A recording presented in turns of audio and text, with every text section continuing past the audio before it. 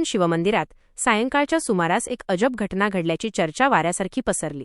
मंदिरातील नंदीची मूर्ती चमच्याने दिलेले पाणी पित असल्याचा दावा भक्तांकडून करण्यात आला। ही बातमी परिसरात पसरताच नंदीला पाणी पाजण्यासाठी भाविकांनी मंदिराबाहेर लांबच लांब रांगा लावल्या होत्या। मिळालेल्या माहितीनुसार सायंकाळी मंदिरात आरती सुरू असताना एका भाविकाने नंदीच्या मुखाजवळ पाण्याचा चमचा नेला। काही क्षणातच चमच्यातील पाणी कमी झाल्याचे त्या भाविकाला जाणवले। त्याने पुन्हा प्रयत्न केला असता पाणी गायब झाले। ही बाब उपस्थित इतर भाविकांनी पाहिल्यावर त्यांनीही पाणी पाजण्याचा प्रयत्न केला।